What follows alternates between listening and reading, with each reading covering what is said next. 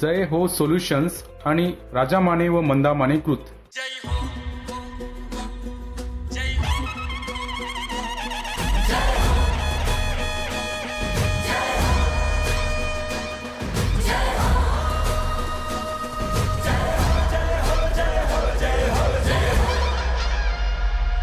महाराष्ट्राचा तू जागर हो, निर्मितीचा तू सागर हो, भुकेल्याची तू भाकर हो, दुःखितांची तू पुंकर हो.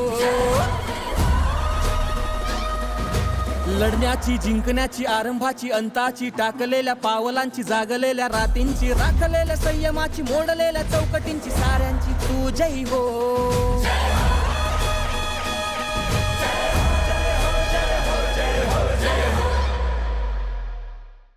नमस्कार. राजा माने मंदा माने प्रस्तुत जय हो या मालिकेच्या आजच्या भागामध्ये आपणा सगळ्यांचं मनपूर्वक स्वागत. आजच्या या धकाधकीच्या आणि बदलत्या जीवनशैलीमध्ये जिथे वैद्यकीय उपचार सामान्यांच्या आवाक्याबाहेर जात आहेत, तिथे सेवा, समर्पण आणि माणुसकीची बांधिलकी हा जीवनाचा मुख्य मंत्र मानून लाखो वंचितांच्या आरोग्याचा खंबीर आधार बनलेलं एक थोर नेतृत्व आपल्यासोबत उपस्थित आहे. ते म्हणजे आदरणीय श्री राजेशजी पांडे.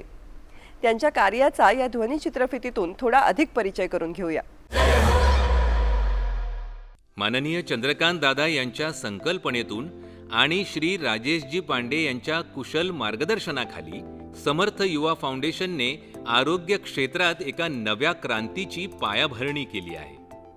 सौ सरोज राजेश पांडे, नगरसेवक श्री सुनील पांडे यांच्या सोबतीने आणि MNGL व फ्लीट गार्ड फिल्टर्सच्या सामाजिक सहभागातून राजेशजींनी पुण्यातल्या वस्त्यांपासून ते पिंपरी, आकुर्डी आणि महाराष्ट्राच्या ग्रामीण भागापर्यंत आरोग्याचा एक भक्कम दुवा जोडला आहे. या फाउंडेशनच्या माध्यमातून 1500हून अधिक मोफत फिरत्या दवाखान्यांचे यशस्वी आयोजन करण्यात आलं, ज्यातून 5 लाखाहून अधिक नागरिकांच्या रक्त, BP, शुगर आणि CBC तपासण्या पूर्ण झाल्या. 2.5 लाखांपेक्षा जास्त गरजू रुग्णांना जागेवरच मोफत औषधोपचार मिळाला. 1 लाखाहून अधिक डोळ्यांची तपासणी करून मोफत चष्मे वाटप असो, 60,000पेक्षा जास्त नागरिकांची दंतचिकित्सा असो, की माननीय चंद्रकांत दादा पाटील यांच्या वाढदिवसाचे औचित्य साधून स्तन कर्करोगाच्या वेळेत निदानासाठी 50,000पेक्षा जास्त माता भगिनींची केलेली मोफत मॅमोग्राफी तपासणी असो, हा आकडा केवळ रुग्णसेवेचा नाही, तर राजेशजींच्या संवेदनशील मनाचा आणि संघटन कौशल्याचा एक जिवंत पुरावा आहे. इतकेच नव्हे, तर माऊली आणि तुकोबांच्या पाऊलखुणांवर चालत आरोग्याची वारी आळंदीच्या दारी आणि आरोग्याची वारी आपल्या दारी या अभियानांतर्गत वारीच्या मार्गावर 72 निशुल्क वैद्यकीय शिबिरे लावून तब्बल 50,000हून अधिक वारकरी बांधवांची सेवा करण्याचे परम भाग्य ज्यांच्या नेतृत्वात फाउंडेशनला लाभले, त्या राजेशजींचा जीवन प्रवास थक्क करणारा आहे. राजेशजी, आपलं मनपूर्वक स्वागत कार्यक्रमात. नमस्कार. तुमच्याशी संवाद साधायला खूप उत्सुक आहोत, कारण अशा पद्धतीने जी संतांची शिकवण आहे निष्काम सेवेची, ती आजच्या काळामध्ये वैद्यकीय क्षेत्रामध्ये इतक्या मोठ्या प्रमाणावर आपण राबवताय. तर याची मुळात सुरुवात कशी झाली? आपल्या समर्थ युवा फाउंडेशनची सुरुवात कशी झाली? असे तसं तर गेली 44 वर्ष सामाजिक जीवनात आहे, चळवळीत आहे. 2018मध्ये मला असं वाटलं की आपण थोडा आरोग्य सेवाचा प्रयत्न केला पाहिजे, आणि मग मी 2018मध्ये या समर्थ युवा फाउंडेशनची सुरुवात केली. आणि समर्थ युवा हा त्याचं एका अर्थाने बेस आहे. मी त्या अर्थाने बरोबर, म्हणजे त्याचा बेस आहे की सक्षम युवा समर्थ भारत. हे देशाचा युवा सक्षम असेल तर देश समर्थ होईल, ही त्याचं बेस आहे त्याच्या. आणि त्यामुळे काही तरुणांना घेऊन मी हा प्रकल्प सुरू केला. आणि मला असं वाटलं की ही सगळ्यात मोठी सेवा आहे आरोग्याची, आणि याची आवश्यकताही खूप आहे. आणि मग मला असं वाटलं की आपण आता ते करू आणि त्यातनं खरं याची सुरुवात झाली असं सगळ्याच्यात. आता तुम्ही ज्या तरुण फौजेविषयी म्हटलं तुमच्याबरोबर असणाऱ्या, तर ही कशी मंडळी जोडली गेली तुमच्यावर? मला असं वाटतं की आपण ते म्हणतो ना, योजक असता दुर्लभा.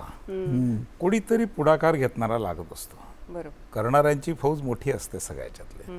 आणि त्यामुळे काही जणांना आवाहन केलं की आपण या उपक्रमामध्ये सहभागी व्हा. आणि एक चांगली टीम, जवळजवळ 30-35 जणांची टीम या सगळ्या विषयामध्ये काम करायला लागली आणि आव्हानाला इतका चांगला प्रतिसाद दिला आणि अत्यंत समर्पित भावनेने हे सगळे काम करतात.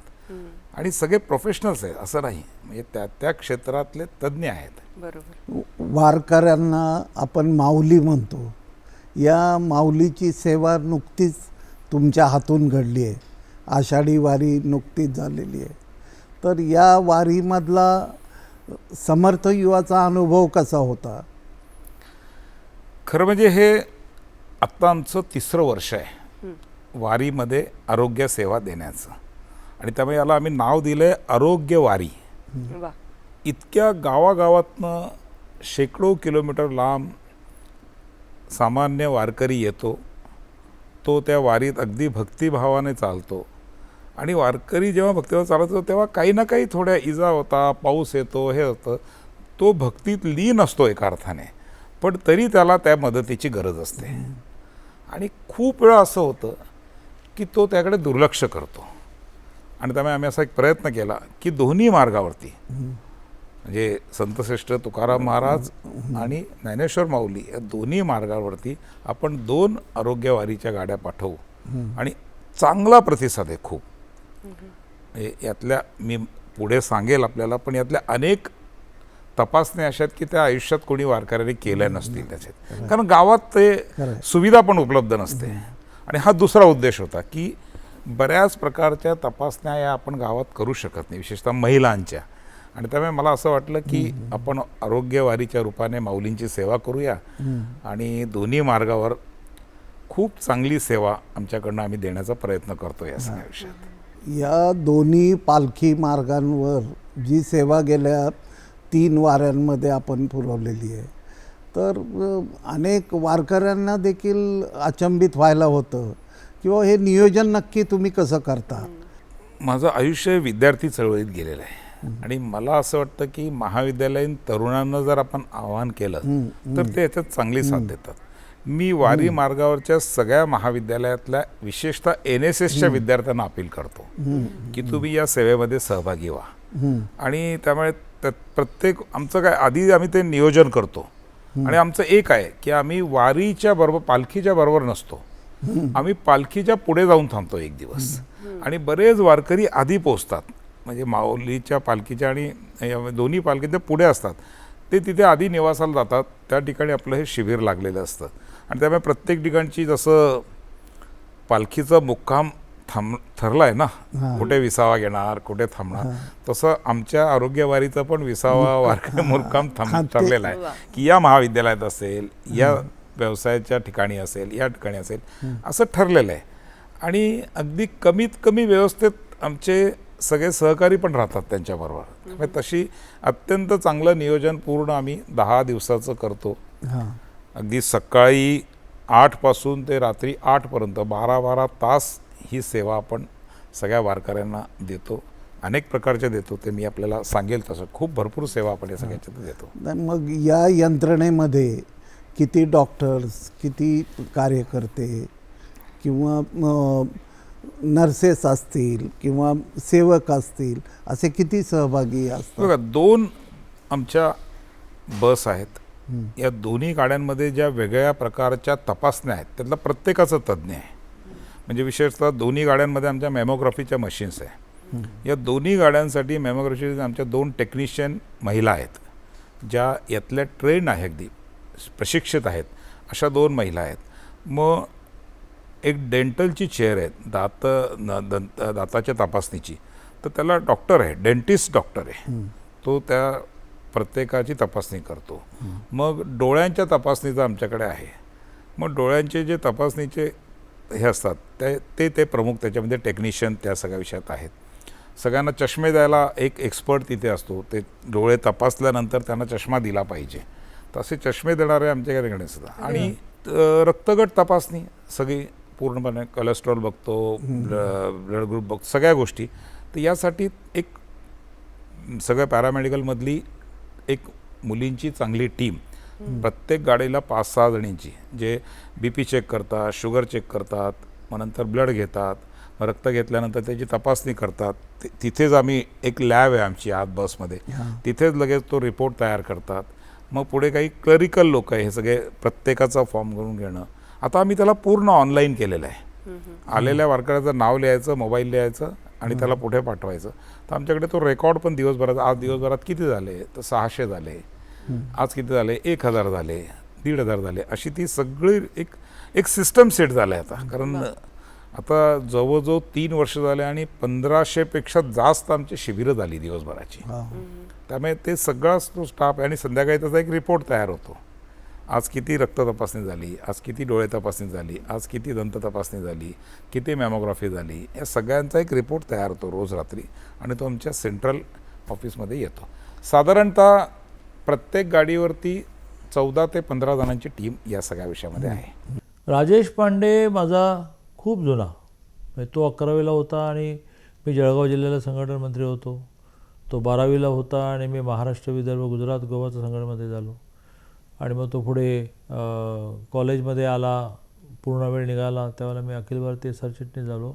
असा खूप वर्षांचा परिचय. तो MNGLला डायरेक्टर झाला आणि MNGLने त्याला एक बस ऑफर केली, ओल्वो, की याच्यामध्ये हॉस्पिटल असलं पाहिजे आणि हॉस्पिटलमधली सगळी इन्स्ट्रुमेंट ते लावून देणार. त्यात ते सगळ्यात महत्त्वाचं म्हणजे महिलांच्या स्तनाची मेमोग्राफी जी करावी लागते कॅन्सरचं निदान करण्यासाठी, ती पण त्याच्यात देणार. म्हटलं ते कसं शक्य आहे? ते म्हणलं त्यामध्ये डार्क रूम असेल, काही महिलांना संकोच राहणार नाही, आणि सगळ्या प्रकारच्या टेस्ट, मग त्यामध्ये एक्सरेपासून ECG सगळ्या ब्लड टेस्ट, युरिन टेस्ट या त्यात होतील, आणि आपण 24 तासात सगळ्यांना रिपोर्ट देऊ शकू बाय मेल. म्हटलं रे बाई, दिस इज मिरॅकल. त्यात डेंटल चेअर असणार, त्यात आय चेअर असणार. म्हणून मग आम्ही ठरवलं की ही MNGLची गाडी स्वीकारायची. पण दर महिन्याचा खर्च 15 लाख रुपये, ते डॉक्टर्स, नर्सेस, औषधं देणारे, केस पेपर लिहिणारे, करू व्यवस्थापन. असं म्हणून आम्ही ते सुरू केलं आणि प्रचंड प्रतिसाद मिळाल्याने MNGLने दुसऱ्या वर्षी आणखीन एक गाडी दिली.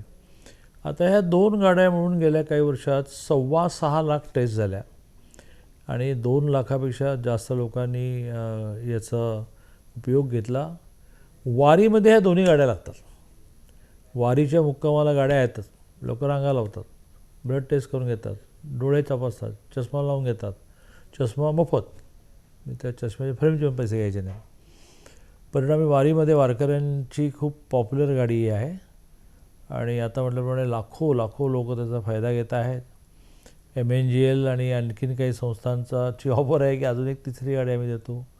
कारण खूप वेळाला ग्रामीण भागामध्ये ती गाडी मागतात, शहरामध्ये कॅम्प लागलेले असतात, ते कॅम्प सफर होतात. तर असं एक खूप मोठं काम हे राजेश पांडे करतायत. त्यांनी एक ट्रस्ट केला आहे समर्थ युवा फाउंडेशन. आता काही जणांशी बोलून वर्षभराचे खर्च समर्थ युवा फाउंडेशनला मिळावे असा माझा प्रयत्न आहे.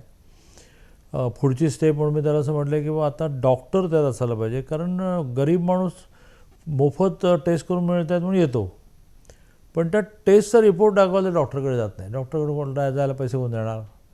मग मी त्याला असं म्हटलं की ते रिपोर्ट घेऊन तिथेच त्याला डॉक्टर मिळाला पाहिजे, तिथेच औषधं, तिथेच इंजेक्शन, 1 रुपया घ्यायचं नाही. मेमोग्राफीचा तर इतका फायदा झाला की महिला मुळात घाबरतात, संकोच करतात. घराजवळ गाडी लागली की 3-4 जणी म्हणून येतात आणि खूप मोठं प्रमाण कॅन्सरचं लक्षात आलं. वेळेत आपल्या मेमोग्राफीमुळे आयडेंटिफाय झालं, त्याचे वेळेत उपचार सुरू झाले. आणि त्यामुळे खूप मोठं पुण्याचं काम राजेश पांडे करतायत. त्याची टीम आहे चांगली मोठी. हे काम लोकांसमोर आलं पाहिजे ते मुंबई दूरदर्शनने केलं. जय हो कार्यक्रमातून राजाभाऊ मानेने या सगळ्यांना प्लॅटफॉर्म मिळवून दिलेला आहे. मी त्यांना असं म्हणेन की तुमच्या लक्षात येत नाही की तुम्ही केवढं मोठं काम करतात.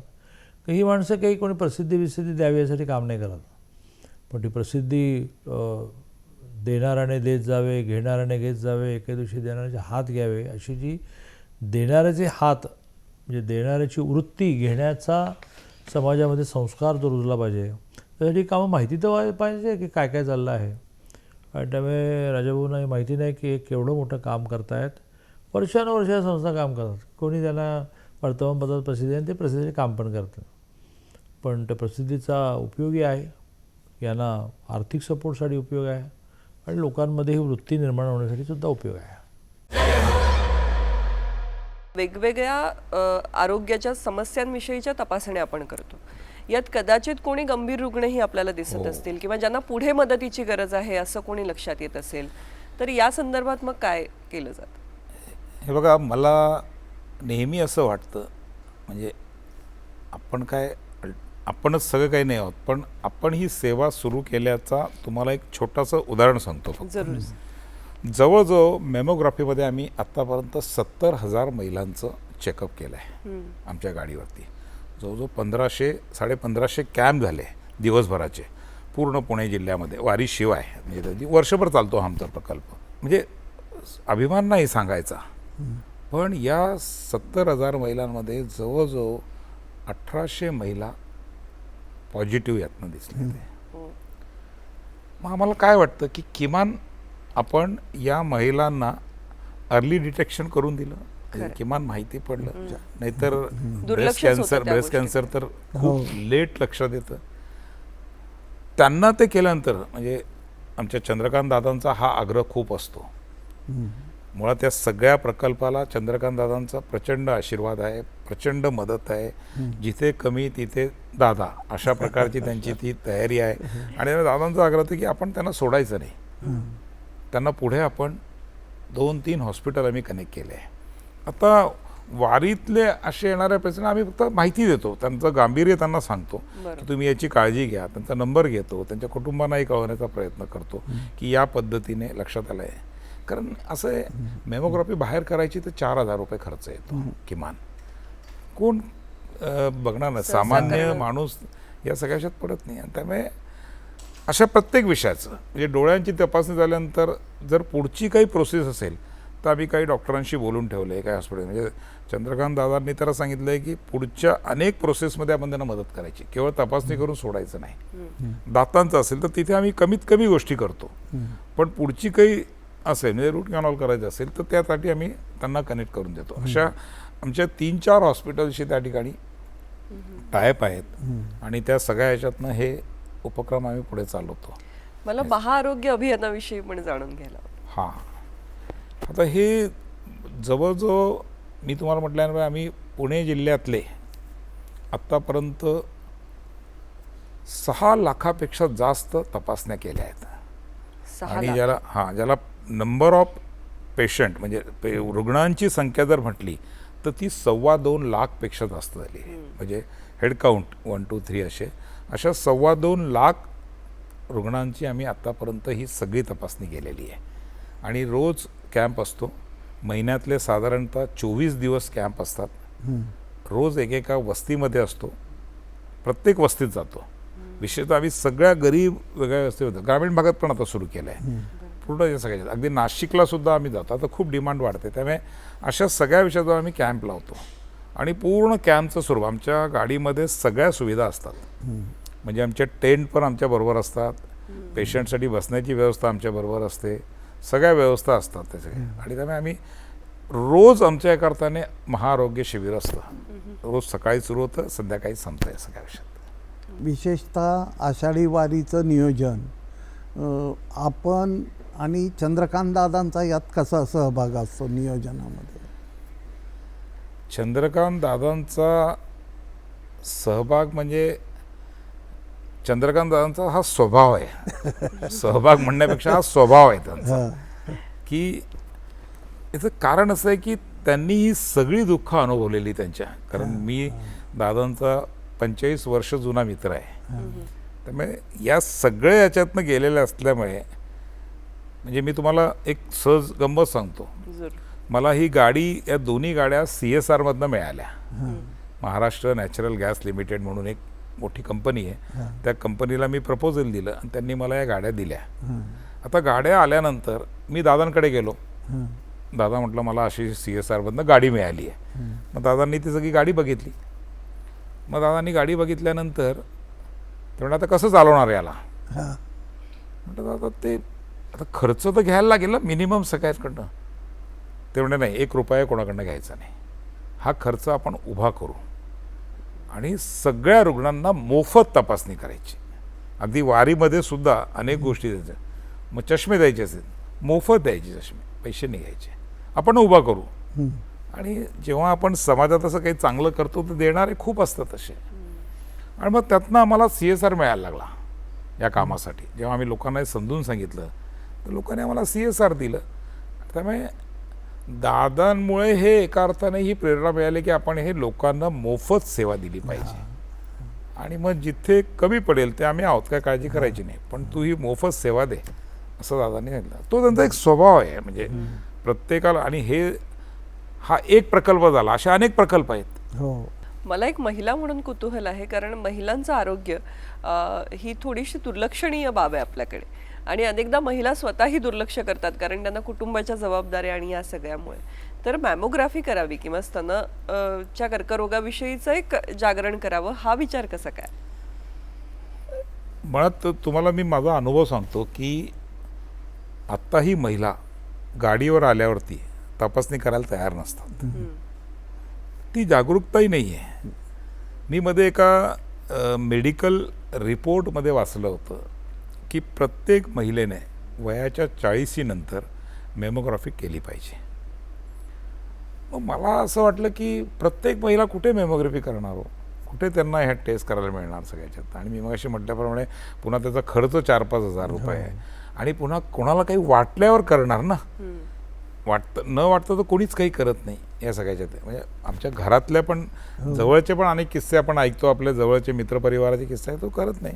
म्हणून मला असं वाटलं की बाकी तर लोक तपासण्या करतात, आरोग्य रक्त तपासतात, हे तपासतात, चष्मेही देतात, सगळ्या गोष्टी करतात, पण ह्या प्रकारची करणे. आणि म्हणून मग मी आमच्या बसमधलं मॅमोग्राफीचं मशीनसुद्धा हे जगातलं एक चांगलं मशीन आहे. अगदी one of the best machine अशा अर्थाने आहे, अद्ययावत मशीन आहे सगळ्याच्यात. आणि मला असं वाटलं की हे करावं आपण. म्हणजे बाकी तर सगळ्या गोष्टी लोक देतात, त्यामुळे मी त्याला प्रायोरिटी दिली आहे. या कॅन्सर म्हणजे अनेक प्रकारच्या तपासण्या करतो. ओरल कॅन्सरची पण आम्ही तपासणी करतो, बाकी पण करतो, आम्ही एक्सरे पण काढतो. पण या तपासणीला आम्ही त्यातनं जास्त महत्त्व दिलं. आणि मी तुम्हाला मगाशी म्हटल्यावर की आज 70,000 महिलांच्या तपासणी आम्ही करू शकलो या सगळ्या विषयामध्ये. सगळ्याच्या वारीच्या निमित्तानं जी मोहीम असते त्या मोहिमेला आणखी नवी दिशा कशा पद्धतीनं द्यावी असं तुम्हाला वाटतं? नाही, मनात खूप गोष्टी आहे. आमच्या मनात यावर्षी पण असं होतं की वारकऱ्यांना खूप थकतात, त्यांच्या पायाची मॉलिश आपण करू शकतो का. आणि खरं म्हणजे चंद्रकांत दादांनी तो आग्रह केला होता आम्हाला की राजेश, प्रत्येक गाडीबरोबर एक 10 लोकांचा एक स्टाफ आपण लोकांच्या वारकऱ्यांचं मसाज करण्यासाठी देऊ, मालिश, पायाची मालिश करण्यासाठी देऊ सगळ्यात. आणि खूप लोक करतात, अनेक फिजिओथेरपी कॉलेज अनेक प्रकारचे. मी मग दादांना म्हटलं दादा हे फिजिओथेरपी कॉलेज आता मोठ्या प्रमाणात करायला लागले. आणि आपले माननीय मुख्यमंत्र्यांनी पण आता त्याची एक विशेष अभियान सुरू केलेलं आहे. जवळजवळ लाखो वारकऱ्यांचं ते पायाची मसाज करण्याचा कार्यक्रम सुरू होतो. तर अशा अनेक गोष्टी करता येतील का. किंवा अगदी एक गाडी खूप झालं दिवसभरात आम्ही 1,000-1,500 लोकांची तपासणी करू शकतो दोन्ही वारीमध्ये. आपण अजून लोकांची केली पाहिजे, कारण रांग लागलेली असते बाहेर बघणार आहे ते करण्यात. खूप लोकांना वाटतं की आपली तपासणी आता. आणि आता काय खूप लोकांना सवय झाली आहे की गाडी येणार आहे, आपण वारीमध्ये वर्षातून एकदा आपली तपासणी करून घेऊ. म्हणजे एका वारकऱ्याने सांगितलं माझं 3रं वर्ष आहे, तुमची गाडी येते मला माहिती असतं, मी इथे सगळं चेकअप करून जातो, जाताना वर्षभर फिट राहतो. त्यामुळे याची आवश्यकता तर खूप आहे, म्हणजे मोठ्या प्रमाणात केलं पाहिजे. आपण माननीय चंद्रकांत दादा पाटील यांच्या नेतृत्व गुणांचा उल्लेख अनेकदा या आपल्या वक्तव्यामध्ये केला. आणि तुम्ही त्यांचे अनेक वर्षाचे सहकारी आहात, मित्र आहात. तर त्यांच्याकडून कोणते गुण आत्मसात करावे असं तुम्हाला वाटतं? अगदी एका वाक्यात सांगायचं तर 80% समाजकारण आणि 20% राजकारण. म्हणजे समाजाच्या शेवटच्या माणसाला कशी मदत होईल यासाठी संवेदनशील असणं काय असतं हे दादांच्या अनेक उपक्रमांत, चंद्रकांत दादांच्या उपक्रमात आमच्या लक्षात येतं. आणि मला असं वाटतं की तोच गुण आमच्या सगळ्यांमध्ये आलेला आहे. आणि हे आज नाही तर अनेक, म्हणजे हा तर एक छोटासा उपक्रम आहे. मला असं वाटतं की हा फार एक कण आहे या सगळ्या विषयातल्या. अशा अनेक गोष्टी आहेत.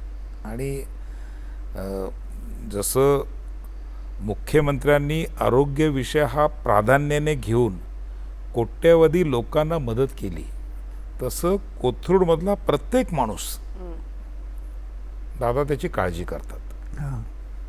आणि प्रत्येकाचं आरोग्य, म्हणजे अगदी 2-3 उदाहरणं द्यायची. एक सांगायचं तुम्हाला खूप महत्त्वाचं आहे की आमच्या गाडीवर डॉक्टर असले आणि डॉक्टर जेव्हा प्रिस्क्रिप्शन लिहितो, कोथरूडमध्ये किंवा पुण्यात गाडी असेल शहरात, तर त्या प्रिस्क्रिप्शनची औषधं 50% मेडिकल स्टोअरला मिळतात. वा. तर समाजातल्या शेवटच्या माणसाच्या चेहऱ्यावरचा आनंद हा आपला आनंद आहे. हा जो एक संस्कार आहे आणि खरं म्हणजे त्या संस्कारातून हा उपक्रम आम्ही उभा केलेला आहे. आणि खूप लोकांनी मदत केली. जसं मी मगाशी म्हटलं की MNGLने आम्हाला CSRमधनं गाडी दिली. फ्लिडगार्ड कंपनी आहे पुण्यामध्ये किर्लोस्करांची, त्या कंपनीने आम्हाला यासाठी दैनंदिन तपासासाठी CSR दिला. जेवढे पेशंट त्यांना तर इतका प्रकल्प आवडला आहे. त्याचे चेअरमन आणि व्हाईस चेअरमन जेव्हा एक आमच्या वारीच्या उद्घाटनाला आले, ते म्हणले की आपण अजून अशा काही गाड्या सुरू करू शकतो का. कारण त्यांनाही ते आहे काम किती प्रभावी वाटलं सगळ्याच्यात. त्यामुळे मला असं वाटतं की हा एका अर्थाने दादांच्या हा प्रयत्नांचा एक परिणाम आहे की चांगली लोक जोडली जात आहेत, ती मदत करत आहे आणि सामान्य माणसापर्यंत आपण सेवा देऊ शकतो आहे. आज तुम्ही इथे आलात आणि आम्हाला ही सगळी माहिती दिलीत, यासाठी मनपूर्वक आभार. वारीतील सेवाभाव ते जनजागृतीची आरोग्यवारी इथपर्यंतचा हा प्रवास समर्थ युवा फाउंडेशनचा आज आपण सरांकडून जाणून घेतला. आणि असाच आणखी एखादा उपक्रम, त्याची माहिती घेऊन भेटूया पुढच्या भागात. आज इथेच थांबूया. धन्यवाद.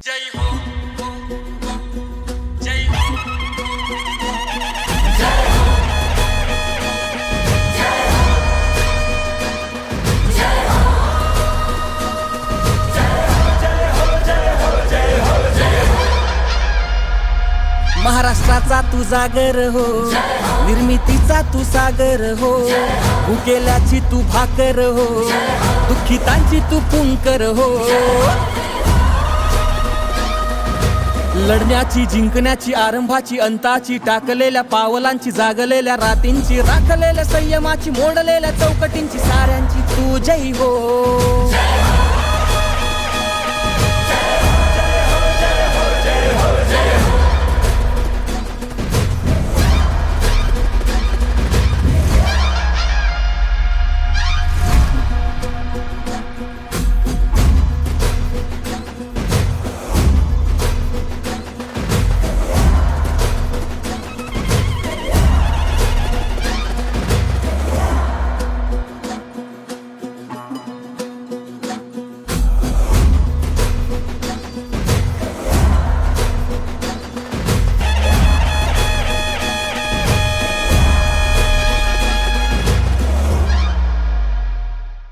जय हो सोल्युशन्स आणि राजा माने व मंदा माने कृत.